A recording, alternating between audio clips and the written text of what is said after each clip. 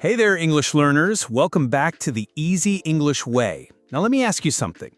Have you ever wanted to practice speaking English, but then you realized something frustrating? You don't have anyone to talk to. Maybe your friends don't speak English, maybe you feel too shy to join conversation groups, or maybe you just can't find the time to meet with other people. But here's the thing, and this might surprise you. You don't actually need a speaking partner to become a confident English speaker. In fact, some of the most successful English learners I know improve their speaking skills completely on their own. So today, I'm going to show you exactly how they did it, and more importantly, how you can do it too. But first, let me tell you why this matters so much. You see, most English learners make one big mistake. They think speaking practice only happens when you talk to other people. Therefore, they wait and wait for the perfect opportunity. They wait for a conversation partner. They wait for the right moment. They wait for confidence to magically appear. But while they're waiting, something terrible happens. Their speaking skills stay exactly the same. Months pass by, sometimes even years, and they're still stuck at the same level. However, there's a secret that confident English speakers know, and that secret is this: the best speaking practice happens when you're alone. Now, you might be thinking, how can I practice speaking when there's nobody to speak to? Well, that's exactly what we're going to explore today, because I'm about to share 4 powerful techniques that will transform your speaking skills even if you never talk to another person. So grab a notebook, because you're going to want to remember every single one of these methods. Method 1. The rephrasing technique.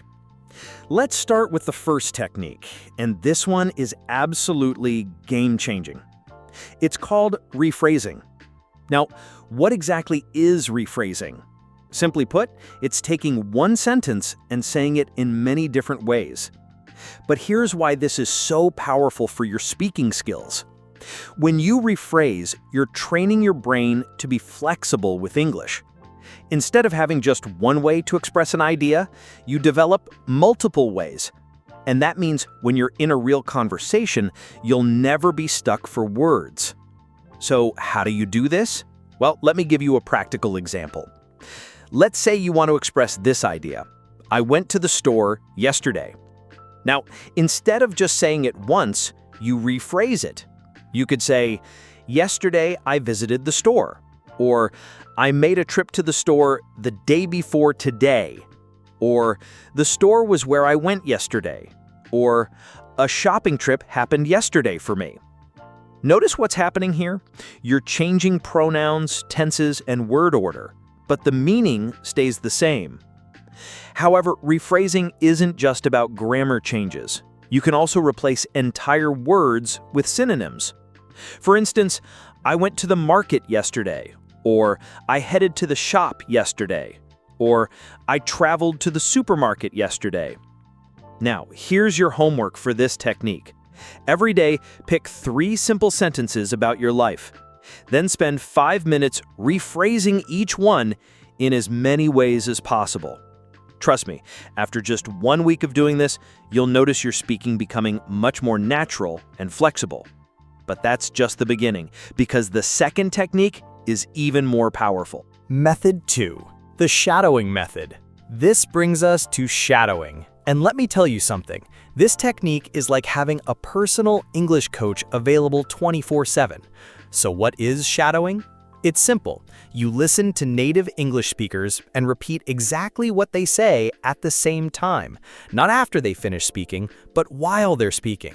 Now, you might wonder, why is this so effective? Well, here's the science behind it. When you shadow, you're training 3 things simultaneously. First, your ears learn to catch English sounds. Second, your mouth learns to make those sounds. And third, your brain learns to process English at natural speed. But here's the key, and this is where most people go wrong. You need to choose the right material for shadowing. Don't start with fast movies or complex podcasts. Instead, begin with simple content. YouTube videos for English learners work perfectly. News broadcasts are also excellent because speakers talk clearly and not too fast. However, there's a specific way to do shadowing correctly. Let me walk you through the process. First, listen to a 30-second clip without trying to repeat anything. Just listen. Then, play it again and try to shadow. Speak along with the audio. Don't worry if you can't keep up at first. That's completely normal. The magic happens with repetition. Play the same clip 5, 6, even 7 times. Each time, you'll catch more words. Each time, your pronunciation will improve. Each time, your fluency will grow. And here's a pro tip. Record yourself while shadowing. Then, compare your recording to the original.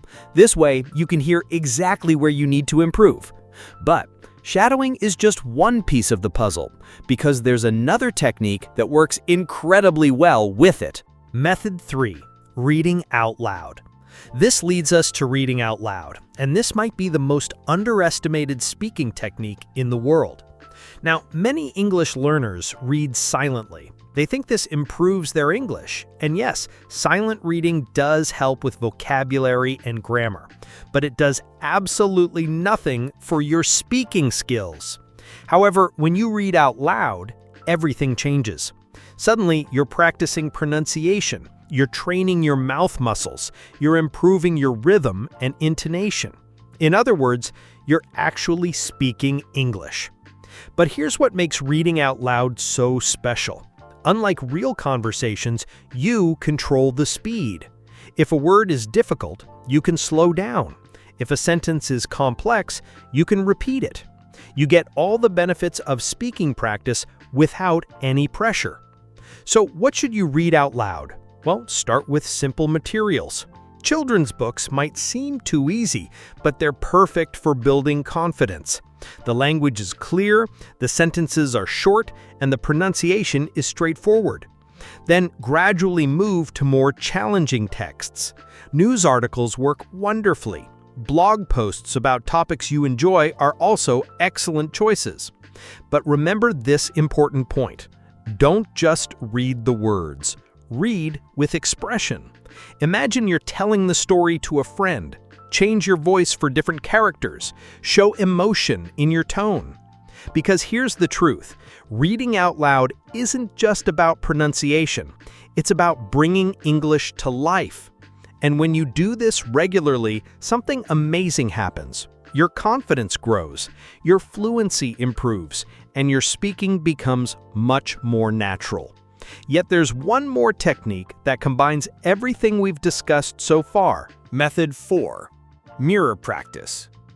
This brings us to the final technique. And this one might feel strange at first, but stick with me, because it's incredibly powerful. It's called mirror practice. And yes, it's exactly what it sounds like. You stand in front of a mirror and practice speaking English to yourself. Now you might think, this sounds silly.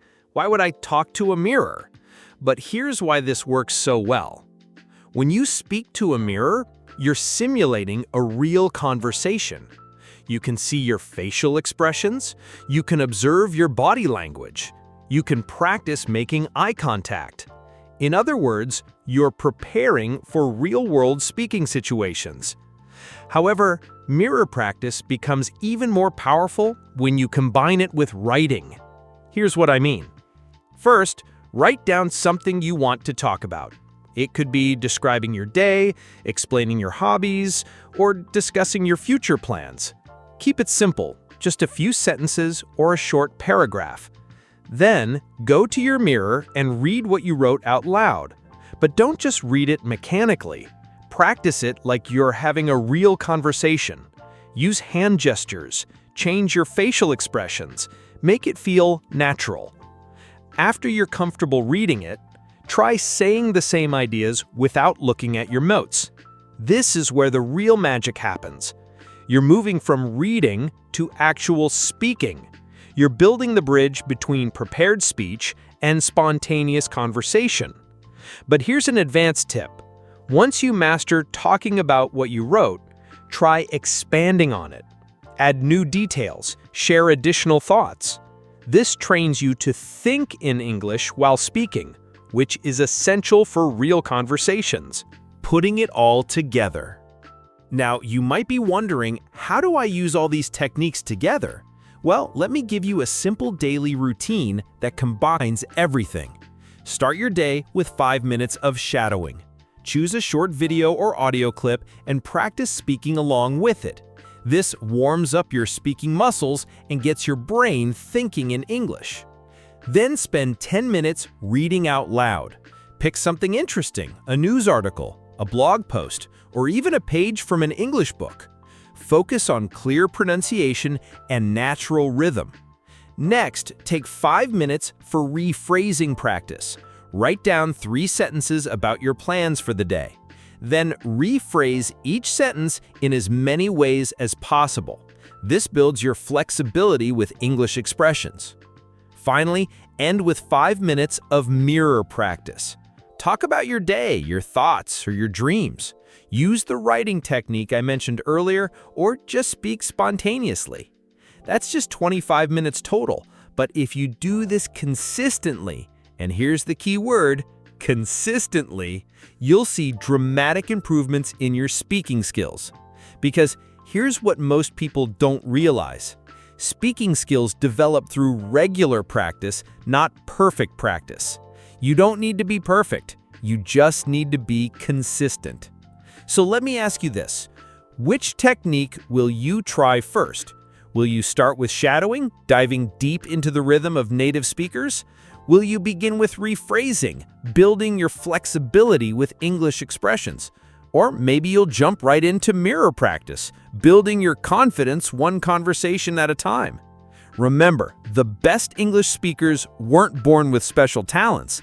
They simply found ways to practice regularly, even when they were alone. And now you have those same tools. But here's my challenge for you. Don't just watch this video and forget about it. Pick one technique, just one, and try it today. Right now if possible, because the difference between English learners who improve and those who stay stuck is simple. Action. The ones who improve take action immediately. They don't wait for the perfect moment. They don't wait for more motivation. They just start. So if this video helped you, please give it a thumbs up and subscribe to the Easy English Way for more practical English learning tips. And in the comments below, tell me which technique you're going to try first. I read every single comment and I'd love to hear about your speaking practice journey. Remember, you don't need a speaking partner to become a confident English speaker. You just need the right techniques and the willingness to practice. And now you have both. Until next time, keep practicing, keep improving, and keep making English the easy way.